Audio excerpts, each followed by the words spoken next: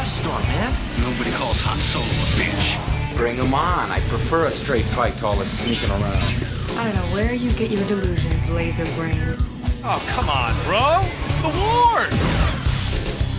Well, the Bad Batch has come to an end, and Tales of the Empire is here. This is The Wars and More. I'm Joe, and of course with me is my good buddy Doug. Hey, Doug, how you doing this week? Doing pretty good, Joe. How you doing? Doing all right, doing all right. How was your May 4th? It's pretty good. You know, I didn't go exactly how I expected because, you know, the family was all on board for watching some Star Wars, right? Mm-hmm. At first, we were going to go to the theater, okay? You know, and then I explained to them it's episode 1 playing, and they all said, no. So, and it's like, well, That's messed up. I know. So, All right. Next time this happens, Doug, give me a call. yep. We're going to watch it. All right, They cool. don't want to go watch it. I know. It's, you know, the next time this is going to happen, it's going to be episode 2, and they're going to go, oh, really? No way. That's Yeah, even that one, I'd be like, yeah, I know. Oh, okay. and then I'll think about it. And be like, yeah, Geonosis. Yeah, let's go. Yep. Exactly. Let's go. We'll get to the arena on Geonosis, and I'll be completely happy I'm watching this on the big screen. Right. Like, yeah, okay, we're gonna have to sit through the sand thing, and Yeah, but then you get to relive that moment where Yoda starts fighting Dooku, you know? oh yeah, the one that everybody remembers now is everybody was laughing like this is ridiculous. Yeah, bullshit. Exactly. I was there, man. Me People were too. standing up cheering. Exactly. So, what here's how's on my Star Wars day went with the family then was, you know, they decided to start watching The Bad Batch that I've seen already. So, hey, Oh, you're gonna throw it like that? You wanted to go see episode 1? yeah, but How many times you seen that? that was in theaters. Yeah, I know. I'm with you. Yeah. I actually went total throwback. Yeah? Yeah, I watched it on TBS. Oh, heck yeah. Oh, that's awesome. Commercials and all, huh? Commercials and all. It's like, what am I doing? Exactly. 2 movies later, I'm like, I can't believe I'm still sitting here watching commercials. Right? So no, but I you know what? I gotta say, it was. This is gonna sound so lazy. It was nice not to have to get up. Hey, So I scream could it, have you just don't hit have my, to get up. I was just gonna say I could have just hit the Disney Plus button that's on my remote. Like, Exactly. I have a button for that. Right. So yeah, I could have just watched it on Disney Plus, but I don't know, man. I gotta say it kind of felt Hey, cool. There's something about it. I mean, that in and of itself is kind of a throwback, like you said, because, you know, that's how we used to get it. What was it? Spike TV or whatever used to play it like that, and TBS and, you know, all that. It's like, that's one of those things when you were just flipping around channels, you had nothing going on, and you found that Star Wars, and it's like, oh yeah, okay, we're 3/4 of the way through A New Hope, and we're gonna finish this off. Well, it was really funny too because can you guess which 2 movies I watched? Yeah, Empire and Jedi. No. Oh, so episode 2 and 3. Oh, No. imagine watching the very end. Oh, First. Yeah, the first one I watched was The Rise of Skywalker. Wow. And like, I gotta say, there were a few times in there I'm like, why the hell am I watching this? This movie sucks. Oh, that's funny. Like, this movie has some cool moments, but this movie sucks. Right. I got to the end, I was like, wow, that was shit. Nice. But then right after that, it was A New Hope. So Oh, I'm like, this is how you do it. that's right.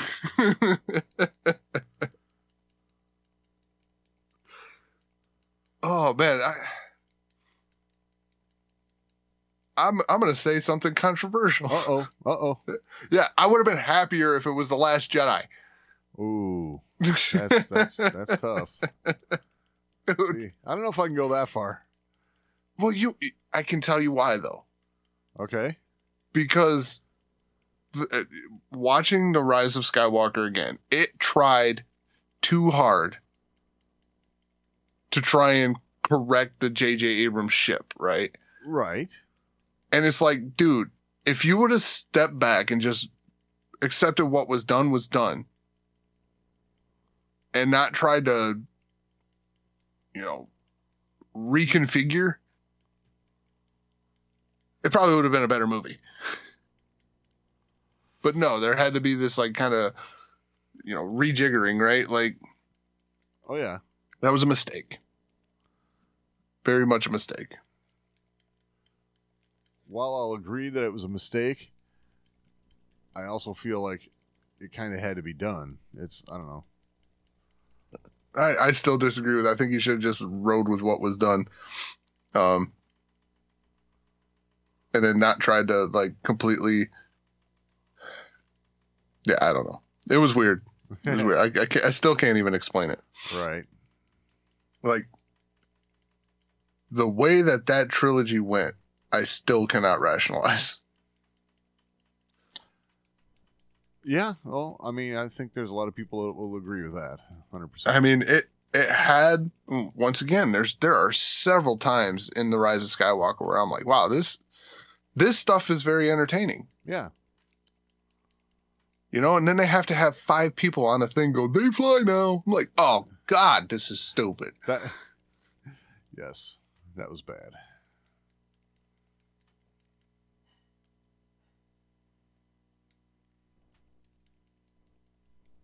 So,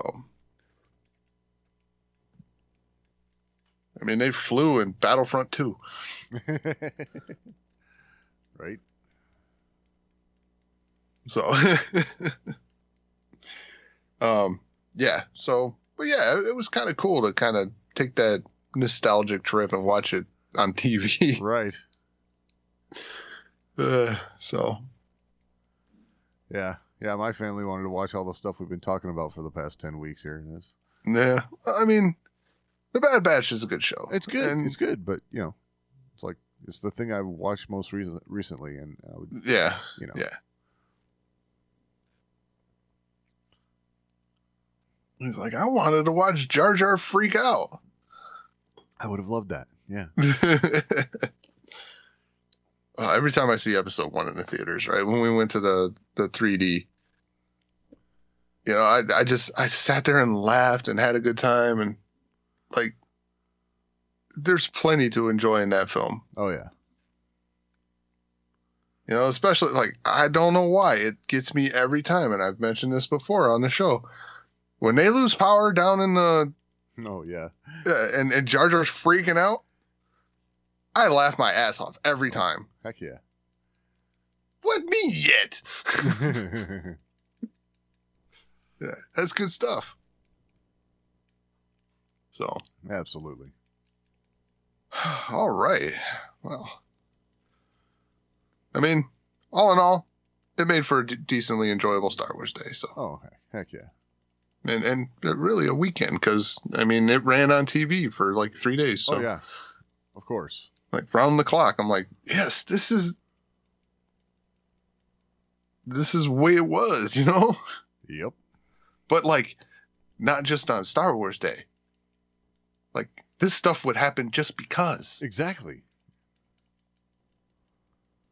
Like they'd run a Star Wars movie marathon weekend just for the hell of it. Yep.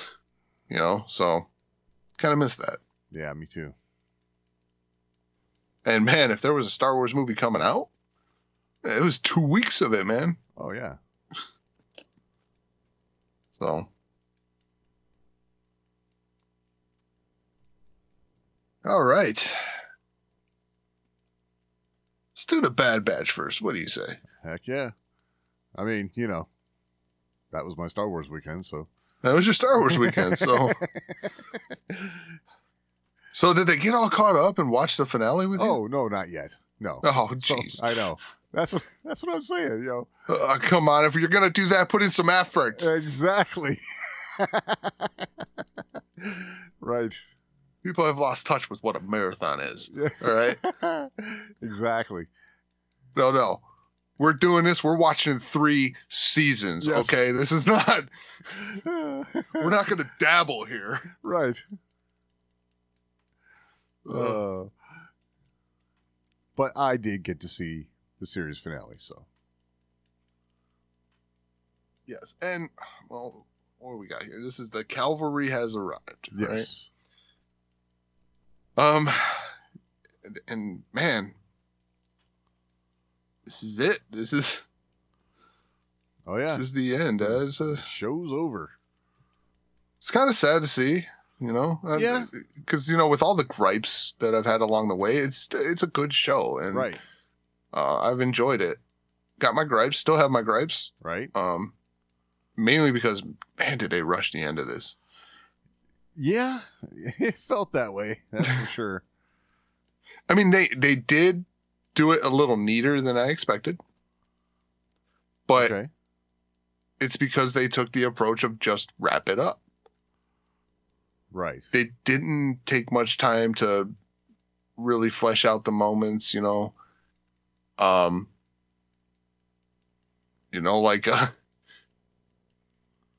I guess I'll go right for it, right? Okay.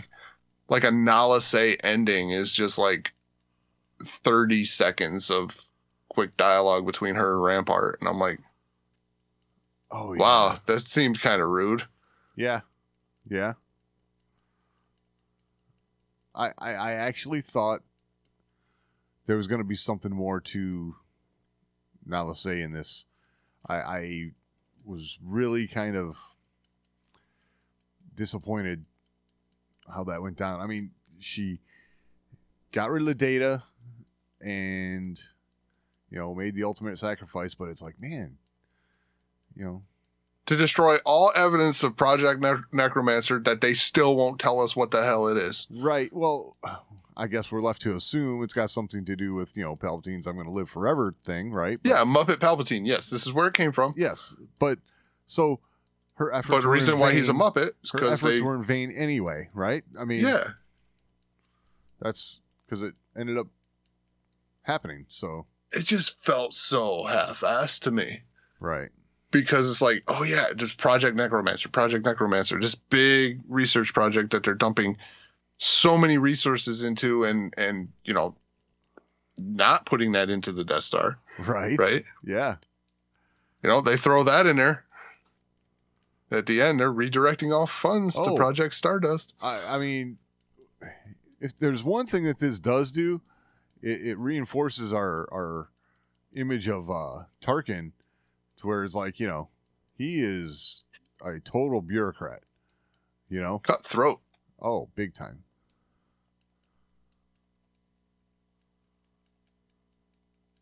I mean, it's hard to top what he did to Krennic, though, right? Well, yeah, but I mean, this just piles right onto all that, Like, he killed that guy with his own project, like, right? as he's taking it from him. Like, ugh. But yeah, just the Project Necromancer thing. There was so much emphasis on it, so much secrecy throughout and so much teasing that we're gonna get this thing kind of fleshed out for us. Right. And it just like, nope. One thermal detonator in a room takes out Nala Say, all the data, the data pad that Rampart downloaded it onto to blackmail the Empire. Yep. Because that works. Yeah, I know. You have this whole storage cylinder in the floor of the lab with all the data, and it's going to fit on an iPad. Like, what's your plan, dude? You're going to go to the Emperor and say, hey, if you don't do this for me, I'm going to release this, and then he's going to barbecue your ass. Exactly. It's oh, thank you. Thanks for the data pad. Now you're dead. That's Like I don't have an iron grip on the galaxy right now. exactly. Yeah, I was thinking the same thing with Hemlock. The whole Tantus is destroyed, and he's got Omega on the bridge. So what if he does get away with her? It's like your whole project is shot. Yeah. You know, I mean, the Emperor's going to look at you and say, "You failed." So, you know, Like, look, dude. you're dead. Look, I know that was destroyed. All I need is another $4 billion. Exactly. And we got this. See, I still got her. Right. Yeah. Emperor's, no, I've got her. You're dead. Yep. So, I mean, you're talking about a guy who killed his own master, right? Like, Exactly. so yeah, I just that all felt so just meh, right? Yeah.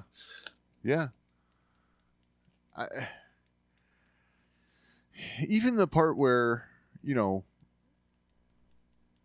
they set all of the clones free, and it's like, hey, whoever can help us out, come help us out, and all that kind of stuff. And it's like, I have to say, I feel like it was meant to have like the same sort of vibe as Solo had, where they're freeing all the slave workers on Kessel. Right. Solo was done better. I mean, Wait, what? yeah, I know. Hey, Solo was done better in that respect. For that sort of a vibe. Yes. Well, I mean, this one was just so wow. So you mean to tell me the guys that were created to be soldiers decided they're going to stay and fight? Exactly.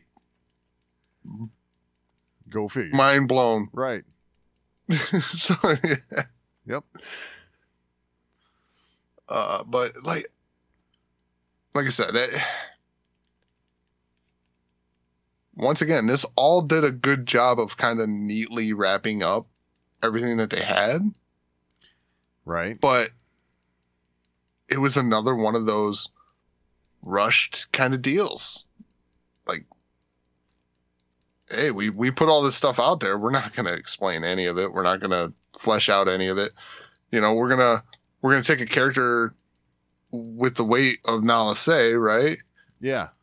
And we're going to have her sacrifice herself to destroy this data and an insignificant character such as Rampart. Yeah. Like Rampart is just not in the same weight class. Don't get me wrong. We all hated Rampart, season 1, but it was like, is he, he's just your typical, insignificant weasel of an Imperial officer. Exactly. Yes. And we saw plenty of these throughout Rebels. Yep. Like Rampart just was not important enough for me to want to say, like, granted, Nala Se is not a character that has a ton of screen time, but Nala Se is not in the same weight class as Rampart. Her character is way more important. Right. It just it didn't seem like a 1-for-1. Well, the episode 2 that we mentioned earlier, right? I mean, it's got, that character's got that significance to it, Right. So. Yeah, I mean, this is a big screen character come to the small screen and getting fleshed out there. Right.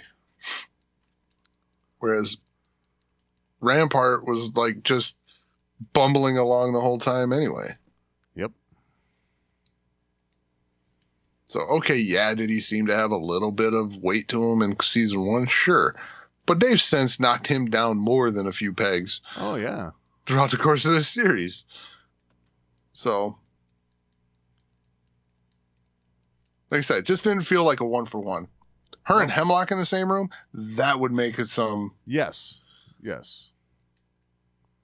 I understand you needed Hemlock to do his thing with Omega and stuff like that and make sure the Bad Batch feels like the heroes, right? Right. But that scene, like I said, without someone of like Hemlock's level in that particular point in the story, Nala Se's thing kind of seemed like a waste. Right. Agreed. Which I guess it's war, and is not everything's going to be a win. Right. True. Oh. Okay. Gotta say. Yeah, called it on the Zilla Beast. Yeah. Oh yeah, nailed it. I mean, they couldn't have foreshadowed that any better. I mean, it was kind of obvious what they were going to do. There's, I mean, it was simply, why introduce the Zilla Beast if, you didn't have much else you could do with the Zilla Beast other than just release it to cause chaos. So. Yeah, I did like, what was it? Was it Crosshair asking? Oh, yeah. Is this Echo's work or Omega's? Omega. Omega. Both of them. Yep. What Wrecker, with Wrecker, it really seemed like, with their Wrecker and Omega's relationship is like, yeah, he sees that as Omega, right? Like, oh, yeah.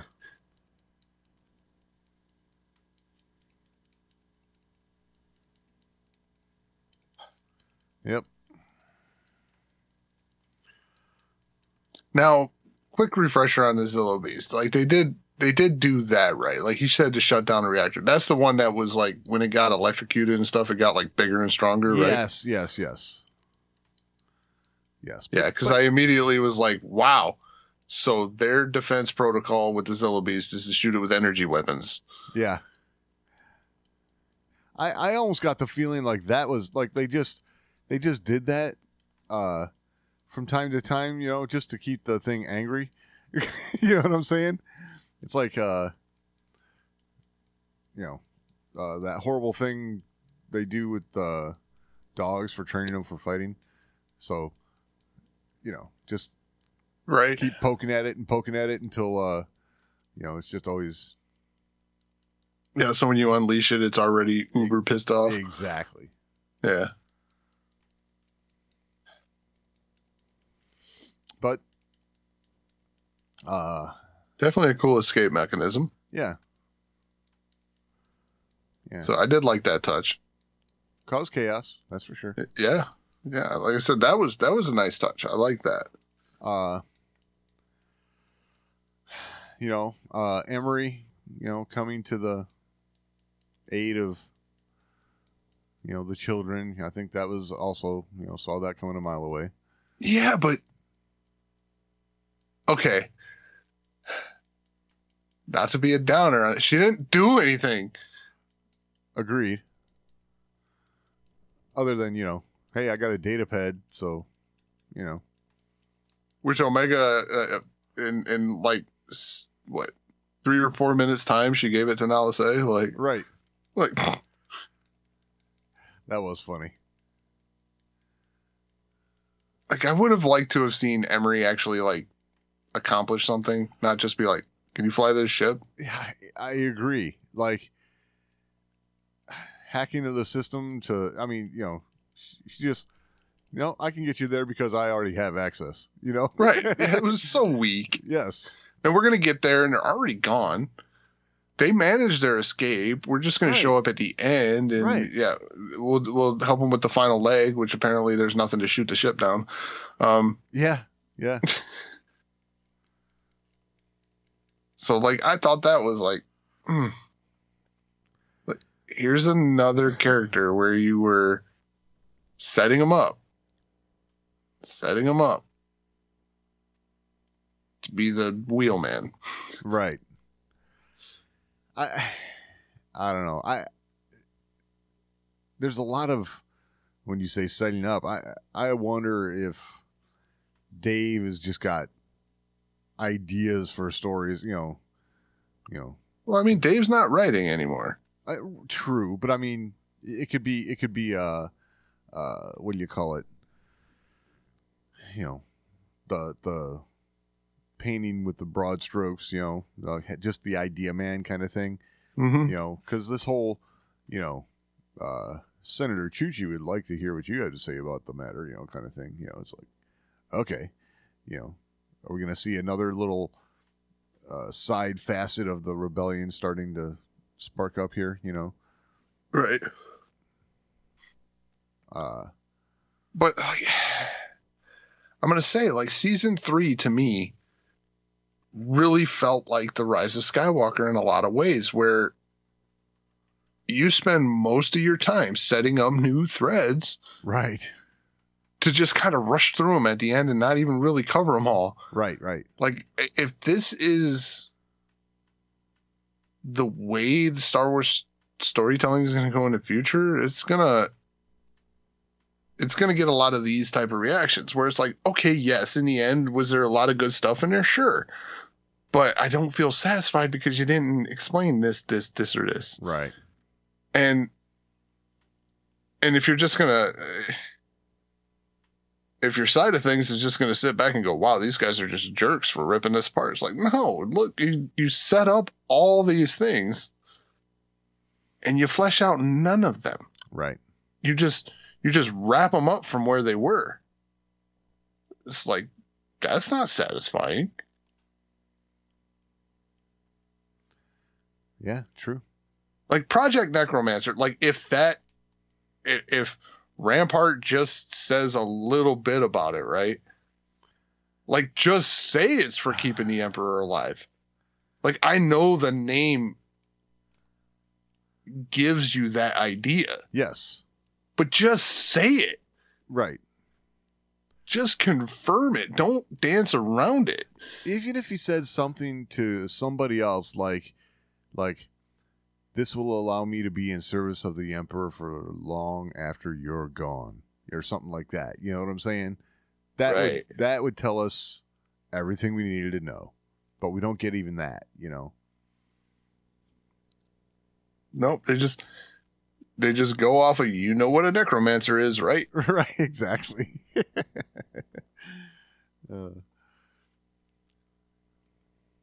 So yeah, I just that just felt a little weak to me. Yep. And I don't want to feel like something there was weak. Right. Exactly. Well, you know, I really don't want to go down this road, but you know, you mentioned, you know, so you know, Dave's not writing. It's like, well, it might kind of be a little telling here, then, right? I mean. Yeah, with the Clone Wars stuff and all, you know, is like, you know, he wasn't writing all of that, but I don't know. I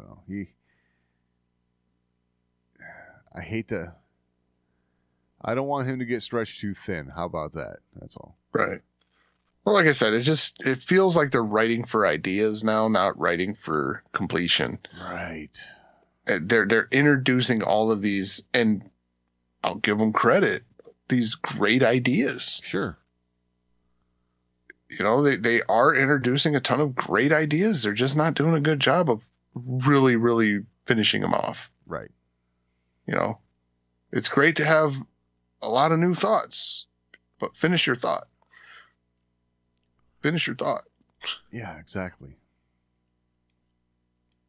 Like, could you imagine if conversations, you know, went on like Star Wars? Could you imagine all those conversations? You know, where just like someone's telling you a thought and they don't finish it. Oh. Yeah. And then they go on to the next thought. Right. Can you imagine how infuriated you would be? It would be insane. Yes.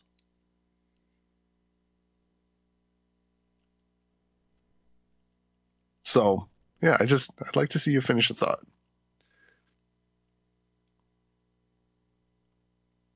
But,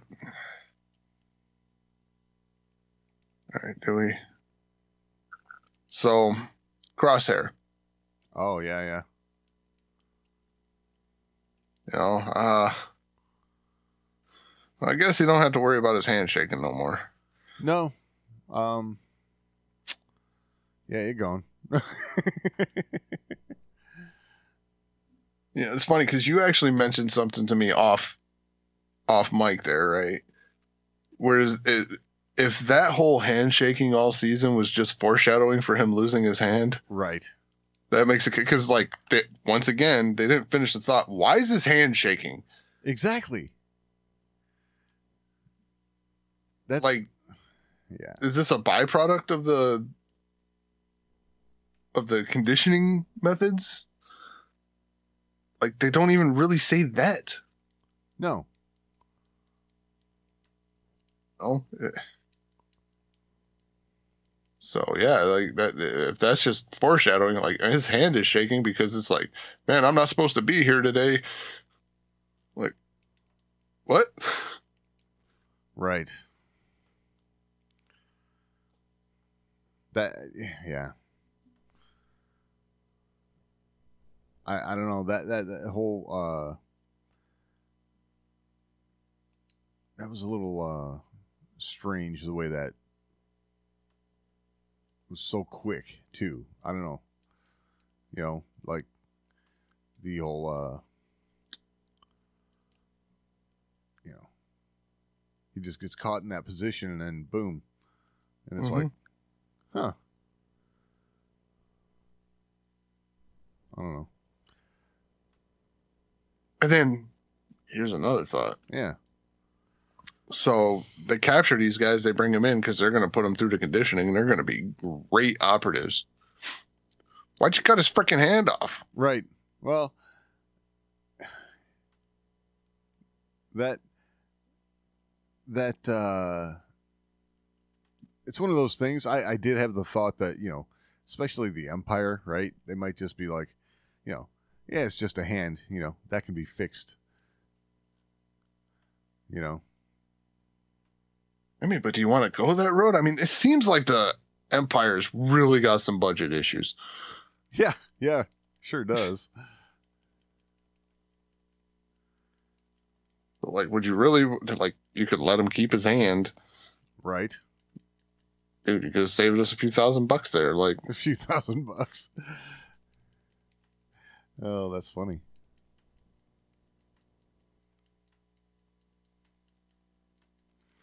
But yeah, I don't know. All that stuff just kind of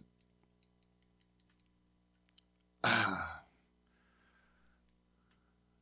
guess you put it best when you said it was all kind of like, you know. It just wasn't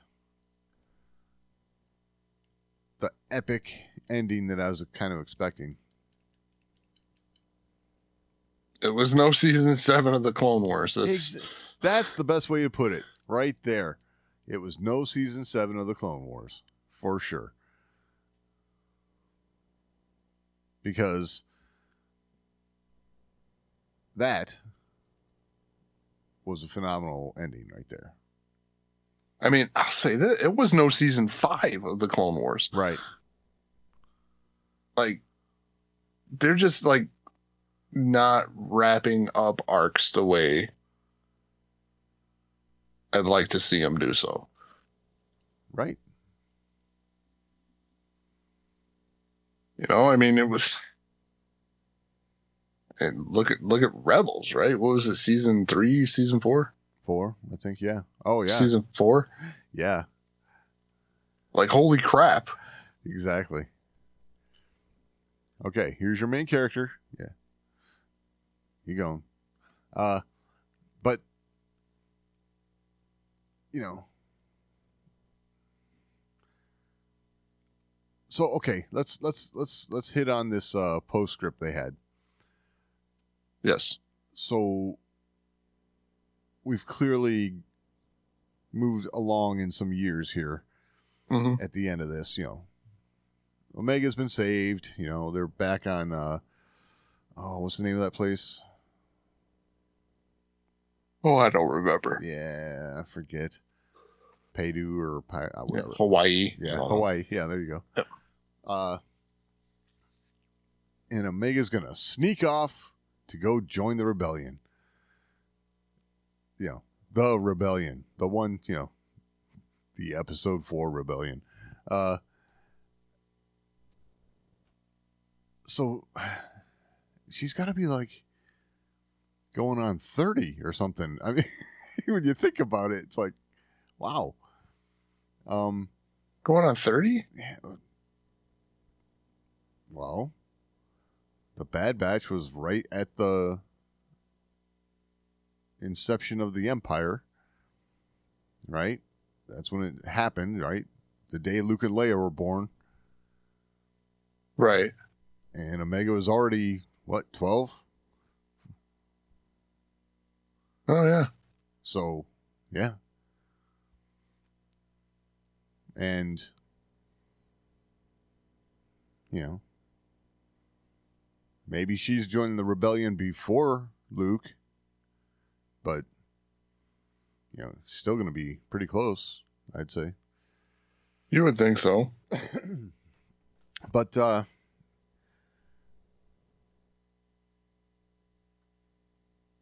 didn't even really think of that. She's gonna be. So that means Hunter and them, they're actually aging slower than the rest of the clones. yeah, they must be, yeah.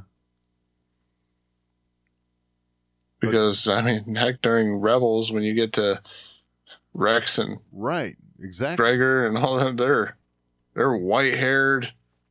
Yep, Hunter looks like Hunter, but with a beard. right.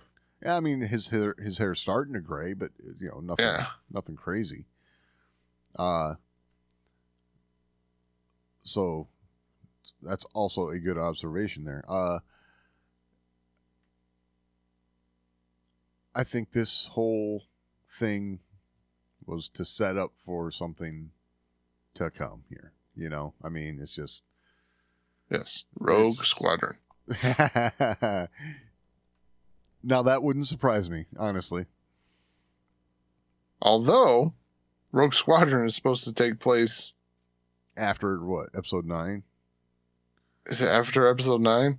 Is it? Yeah, it can't be Something like that. Omega then. Right. Unless she's like, you know, really old. Yeah.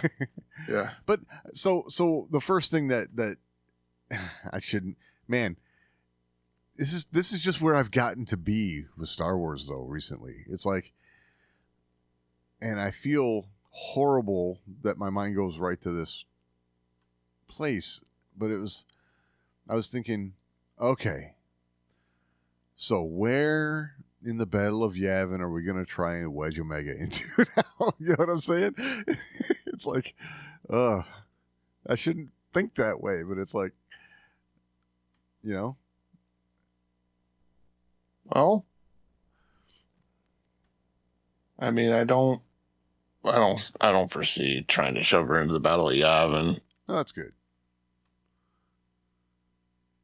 but they definitely gotta fit her in somewhere, right? Well, I mean, they don't have to, I was going to say, I don't think they do have to, but I'm saying their line of thinking, right? you know, how do we take this big universe and make it feel small again? Right. Yeah, I don't know.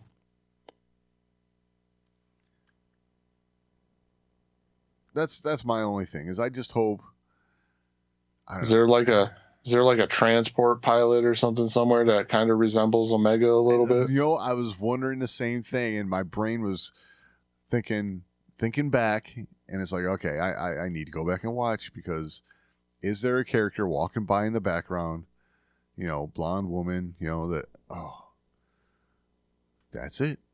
You know, Dave was watching A New Hope one day and says, right there, that's our star of the Bad Batch. It's like, oh, 'Cause I know they haven't officially done it yet, but they've all but officially done it, and is making Rex that, yeah. you know, guy on Endor. I think that was totally by the fans, but you know, Dave said, sure. I don't see why it couldn't be. Exactly. Ah, damn it, Dave. You might as well call him Rex now. Exactly. Like, that's what you just did here. Yes. Yes. So, But yeah, Yeah. that's just kind of how I think it's, if they so choose, there will be an Omega show. well, you know what that means. Now I gotta do a marathon. Oh. Like an OT marathon? Yep. Oh, heck yeah. Love it. And I gotta throw in Rogue One. Oh, yeah.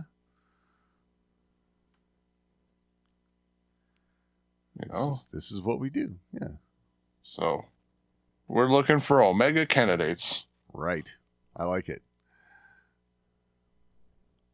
Where can they shoehorn her in here? It's horrible, we think this way, but it's the way things have become, Yeah. It's funny, we say shoehorn now. We used to call that a retcon. Right. Yes. Now it's like, it's all retcons. It is. It is. Like, they don't even need to actually show a character. Like, it could have been a ship. Right? So, Right. let's take stock of the ship. Yeah. True. And where is it in the Rise of Skywalker when they show up with all those ships? Oh, God. Could you imagine? Like, is it right next to the Ghost? Oh, that would be hilarious. I mean, and that one just would be easy. Yes. Because they definitely had every ship that they've ever shown in Star Wars, whatever. I was going to say, that's Plus some. it's everything. Yep. So, I bet that ship's there. Just saying. Oh, man. Wish I would have known this before I watched The Rise of Skywalker last time, because I don't want to do it again. At all? Jeez. I mean, for a while. Right. I got you. I had my fix. Or something. I don't know if I'd call it a fix. I definitely wasn't sitting down going, you know what I want to watch tonight? Rise of Skywalker.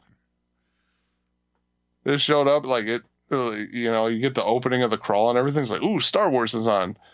It's the dead speak. Shit.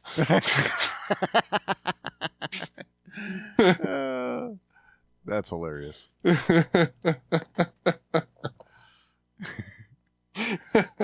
Sorry.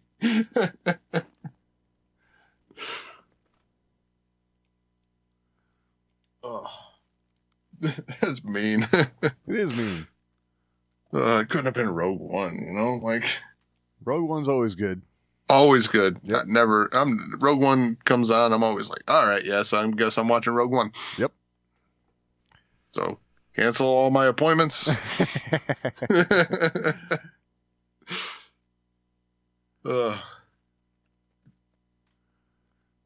But yeah, I mean, Well, I guess unless we can get it figured out for ourselves, we'll just have to,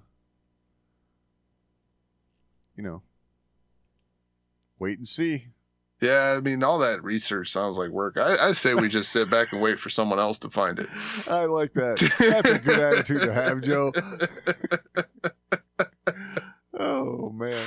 Oh, man, there's someone else that's going to really comb this thing through. I mean, Yeah, I'm going to start out with good intentions, but we ain't going to get there.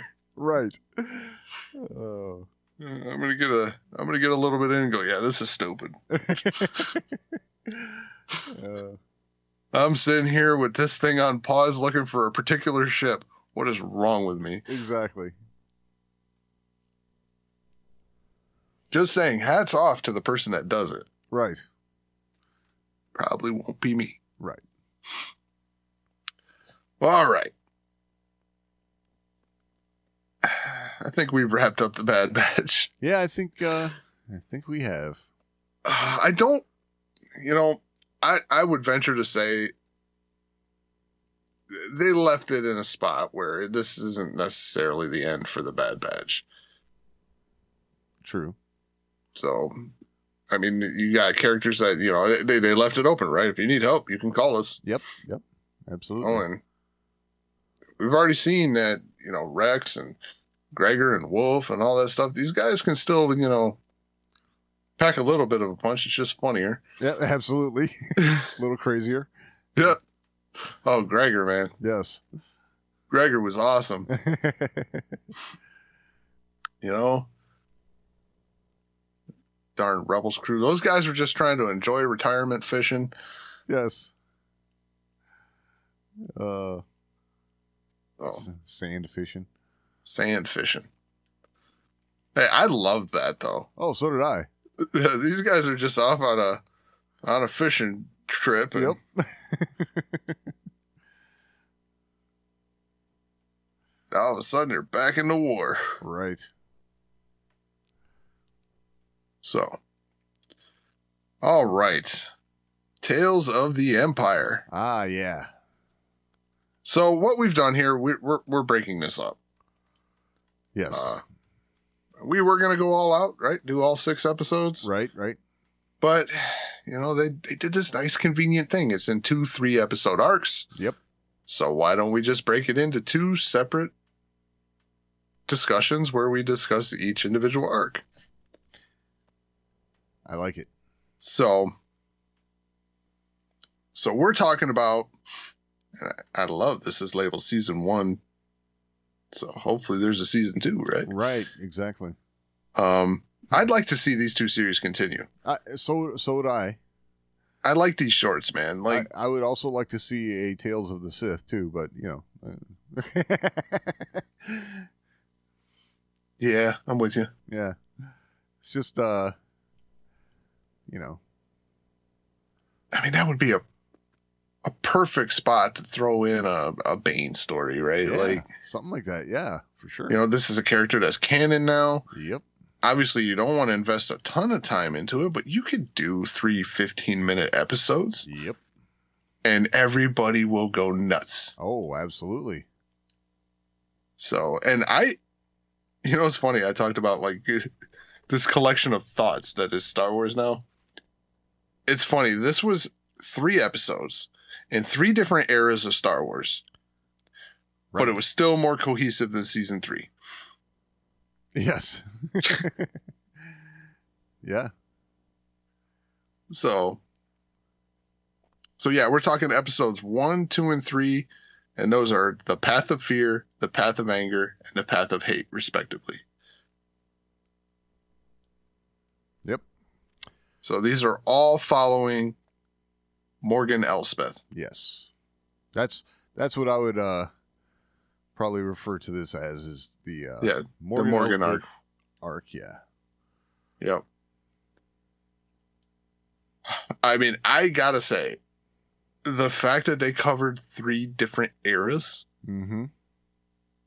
kind of really took me for a loop. Really? Yeah, because I'm like, wow, you really jumped here, going from 1 to 2. Right. And I'm like, wow, you really jumped here, Yes. going from 2 to 3. I was like, wow. They took an opportunity to let us know why Corvus was a wasteland, Yes. kinda. And They started burning the trees. I'm like, why the hell are you doing that? exactly. That was kind of my thing. It was like, okay, she said, my world's been on fire ever since, okay, I get that, I guess, but it's like, really? You just decide to burn it all down? Well, she huh? said that, and she's like, well, I can't be a liar. Set it on fire. Yeah. Yeah. Kill her, set it on fire. All done.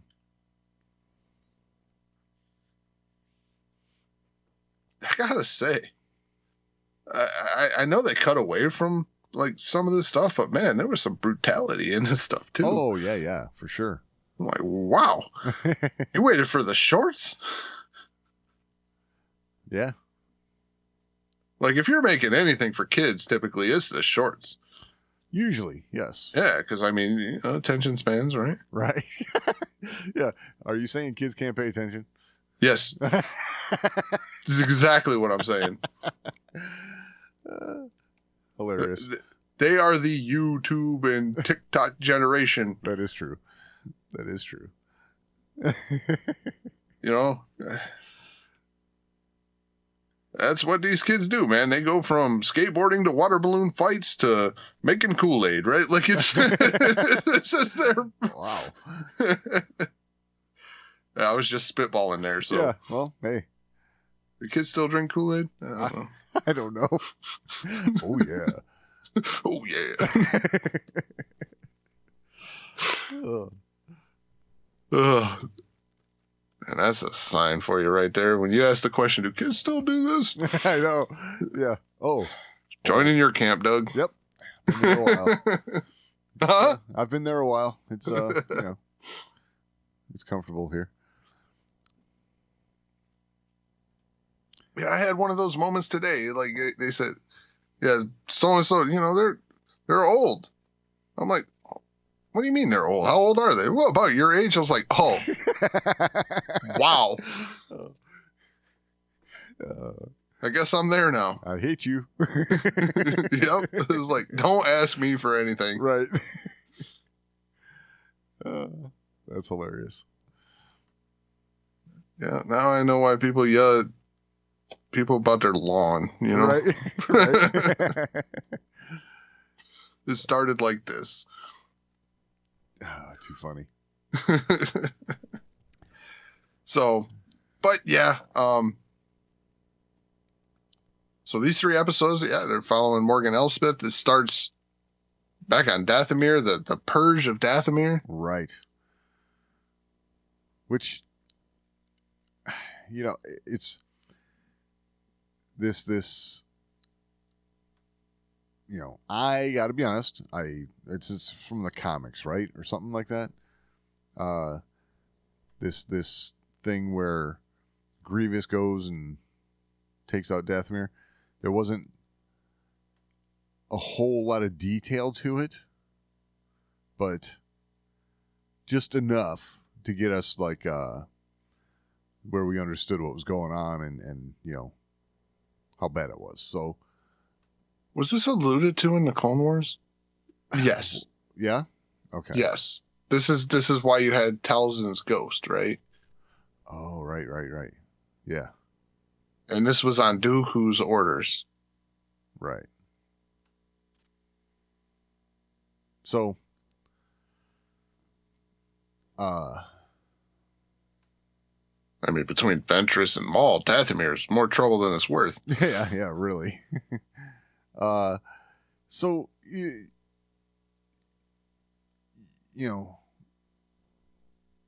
when we start this episode, we can kind of like, relate to Morgan. She's fighting for her home and, all that kind of thing. And even though she's, Night Sister, whatever, being brought up in that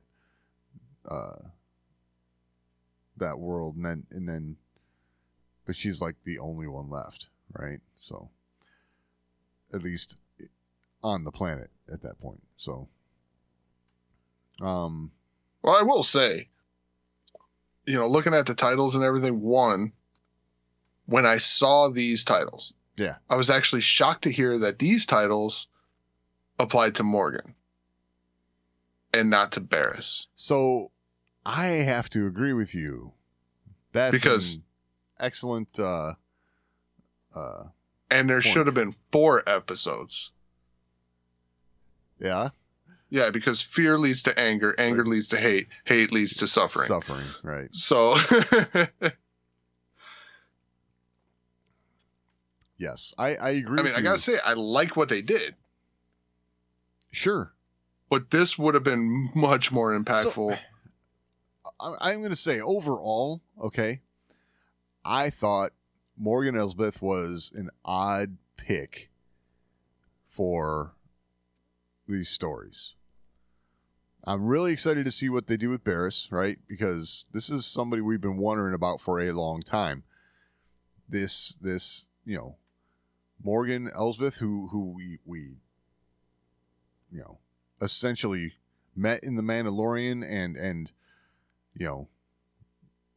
Got more of in Ahsoka. And said goodbye to an Ahsoka. Yeah, it's like, okay,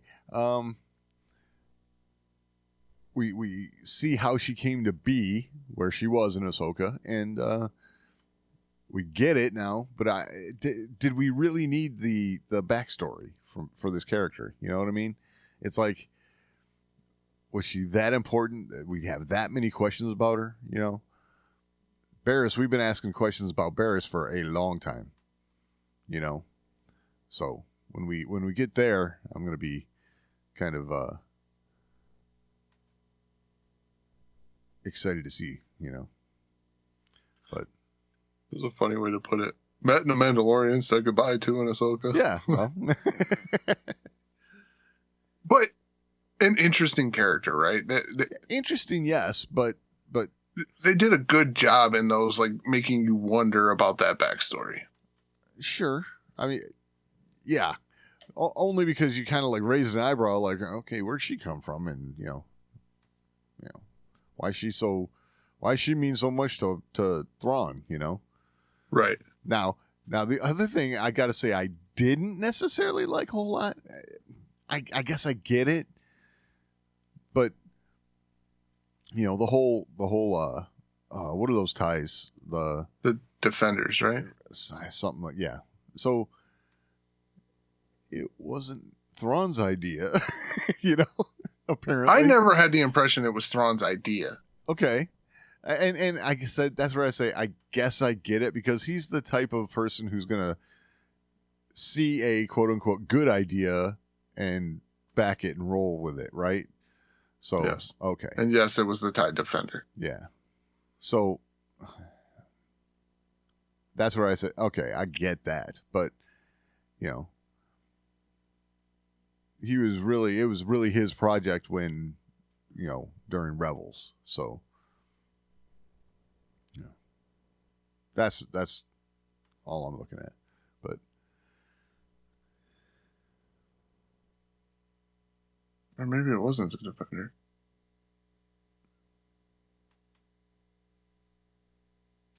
I don't know. That sounds right.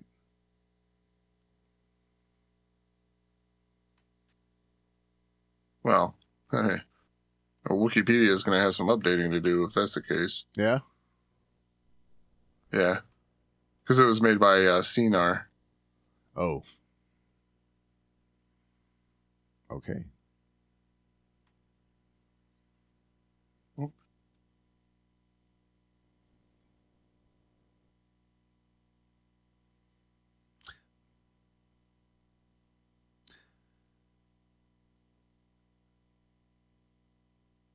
Yeah, there's a TIE Defender. Okay. So apparently she made it, and it was stolen by the big company CNR. So Boeing took her project. Oh, excellent. Excellent. But if we recall back to Rebels, there again, when I say Tarkin, you know, diverting funds to Stardust and all that,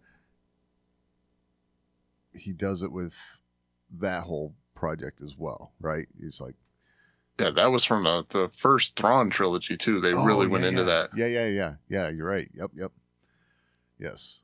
So, you know, well, not the first Thrawn trilogy, but the first new canon Thrawn trilogy. Right. And all of that kind of fits together. It actually fits together with the end of the Bad Batch, you know, and all this, you know, when you think about it, it's like, dang. Well, I'll say this. Like, I like that they keep bringing this project up, and like using it here is another way of putting, you know, honestly, if they put the money and funds and research into this project and not the Death Star, they probably win the war. It's possible. Because this gives you a wide scale, multi-use amount of firepower. Right. You know, this thing had a hyperdrive, shields, right? You know, like all these things that the cheap TIE fighter didn't have. Right. So, It was multi-purpose, like, and I don't want to put it this way because this makes it sound bad, but it's like, it's the Empire's F-35, right? Right. Yes. I guess what I think we should see is season 2 of Ahsoka. This is what Thrawn's using a bunch of. Like he's got a bunch of them on his Star Destroyer, and he's going to. Oh, man, that'd be wild. That'd be what? That'd be wild. Yeah. Because he only had one in Rebels. Right. But hey, he's had time to make some, right? And didn't Ezra and Zeb steal it? Like, I think so. or no, they stole a regular tie because Sabine painted it. Oh, that's right. And then they flew it in and incognito. Yes. That's how you do Star Wars comedy, ladies and gentlemen. All right. So, yeah. That was episode 2, right? We were talking about the Defender project. Right. Yep. And I like seeing Pelion as much as we did. Oh, Pelion was great, wasn't he? Yes. Because that was something that we got a bunch of Pelion in the books, but not in Rebels too much or anything. But it's Well, Pelion's right there with Thrawn, right? Here you have a good officer right. that you're wasting. Yep. For bureaucracy. Yes. He had a little bit of skill at that, but like Thrawn, he wasn't as skilled as others in that arena, like Tarkin. Right. Yep. Krennic was never an officer, but like Krennic did, right? Oh, he yeah. had skill in that arena. Absolutely. So, but he was inept compared to these guys. Right. It's funny looking back on it now how politically good Tarkin was. Oh, but yeah. how leadership inept he really was. Inept. Yeah. Huh. What if I go because, well, I would say yes, because, Tarkin was so arrogant and, he didn't, I don't feel like he led well like a Thrawn or, Pelion. Like you would never say Tarkin gets exiled, right? Yep. Like Thrawn does. Yep.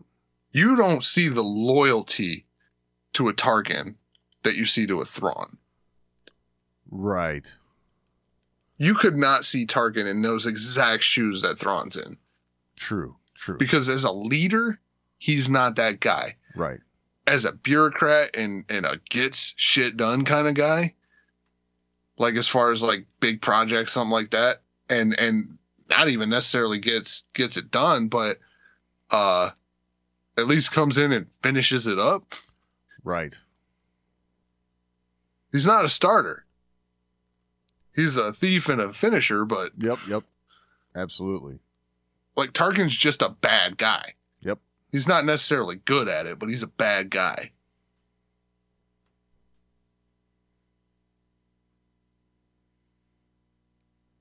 And just with bad intentions. And like thinking back on it, he's a guy who had ability, but it got wasted away in his bureaucracy with the Empire. Right.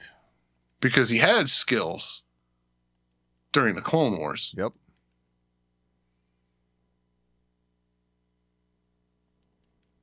So, but he became essentially the Empire's ambassador type position, right, as a governor. Right. And it all went to hell. Yep. So. But yeah, Paleon, man. I was right there with you. When he walked in, like, one, totally recognizable right off the gate. Absolutely. Absolutely. I was like, ooh, I know who this is. I know who this is. And like, it's funny because it took a second to like the name to come to me. Right. But it was like a duh moment because like you immediately knew who that was. Yeah, totally. So.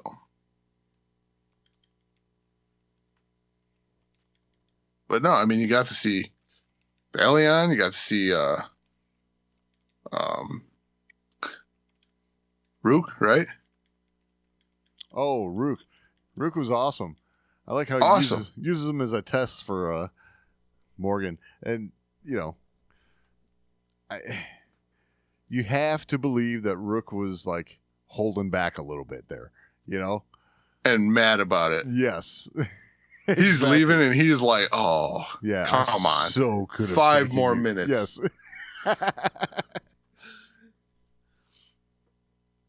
Yep. But he knew he knew what his function was there. Yeah, to prove her worth. Yep.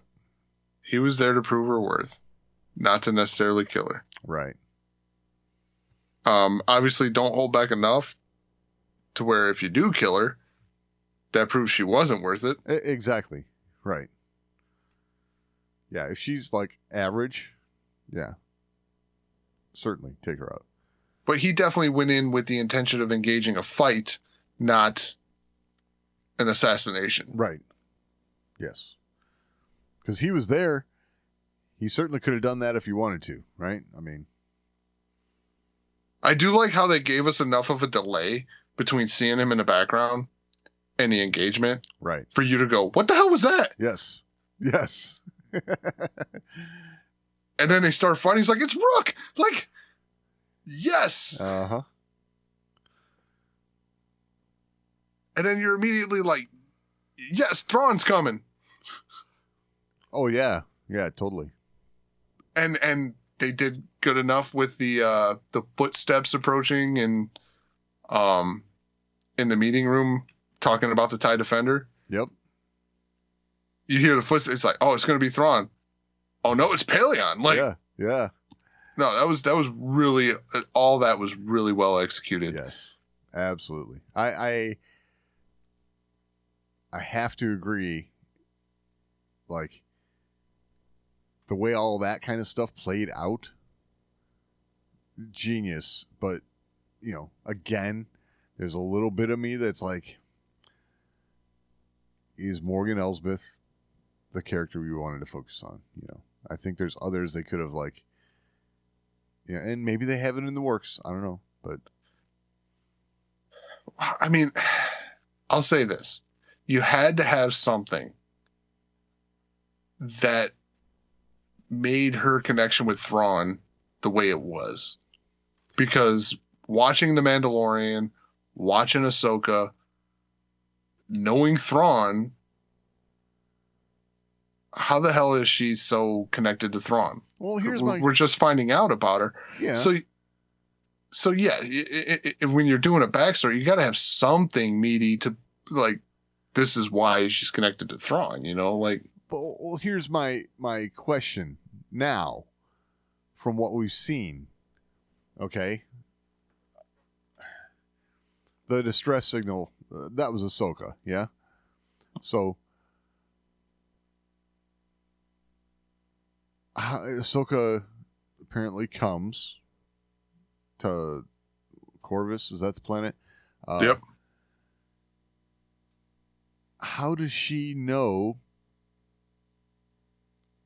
Morgan Elsbeth has any association with Thrawn? So that in The Mandalorian, that's her first question. Where's Thrawn? I mean, so in a way, Well, I mean- you're leaving me with more questions here. You know. I mean, here's leaving you with more questions. I mean, I thought this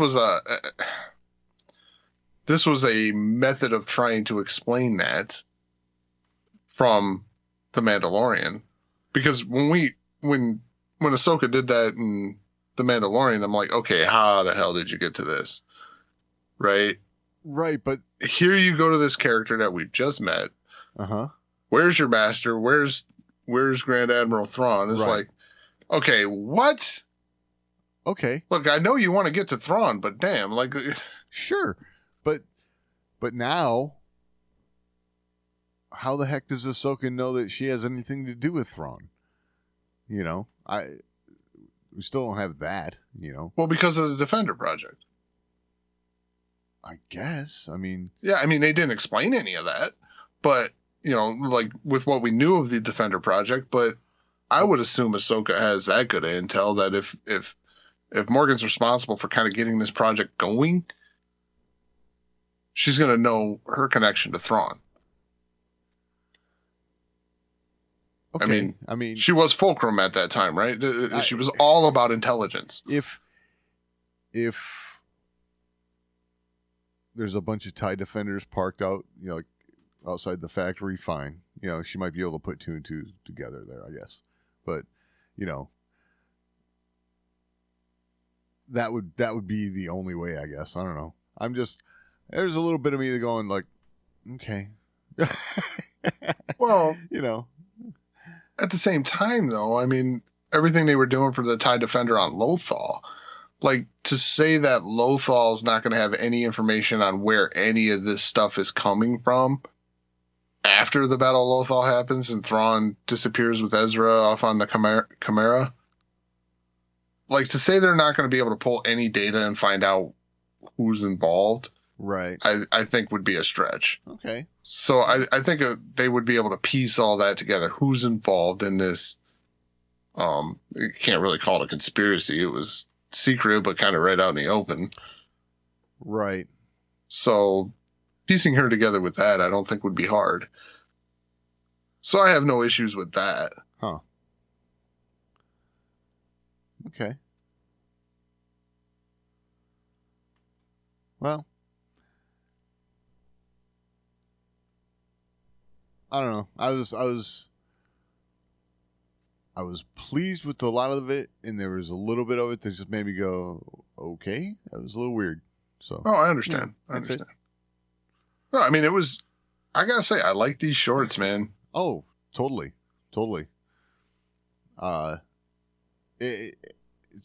It's just a bite-sized piece of Star Wars that you can, you know, doesn't take up a whole lot of time like sitting through a TBS marathon. Yeah. Yeah. Because you know what makes the Rise of Skywalker take longer? Commercials. Commercials, yes. But the good news is it gives you some breaks along the way. Oh, sure. So, like, as your anxiety's building, it's like, oh, commercial. I can go grab a beer. And Yep. Heck yeah. So, but no, I like these. I'm really excited to dive in for next week with these Barasafi episodes. Right. As much as I was on the, I would say not on the we gotta explain Barasafi train. Right. Now that they're doing it, I'm gonna watch. Oh, Right? absolutely. Yeah. I feel like okay, this is my speculation because I haven't watched them yet, but I feel like this is okay, fans, we've heard you and we're going to do something for you on this subject. So, yeah. That was the nicest way I've ever heard anyone present fan service. Yep. Pandering, whatever you want to call it. Yep. Yeah, whatever. Yeah, there's plenty of words, right? Yep. I mean, it's a character that I always thought like I would not be upset if they explained a little more. Sure. But at the same time, with where they ended, I was fine with it. Right. So, she served a great purpose for the story she was involved in. Right. And I'll say this. I mean, I think you would hurt that by if you went back in and screwed it up. So. Oh, yeah. Yeah.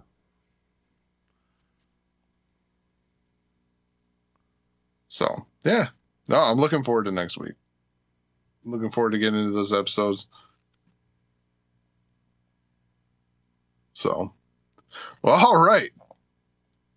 If you have anything to add, you can always email us, show@thewarsandmore.com. That's the best way to get a hold of us. We're also on social media, at The Wars and More on X, facebook.com/thewarsandmore. You can find all that and all the ways to find the show over at thewarsandmore.com. Any final thoughts this week, Doug? No, I think we've about covered it. All right. We will talk next week.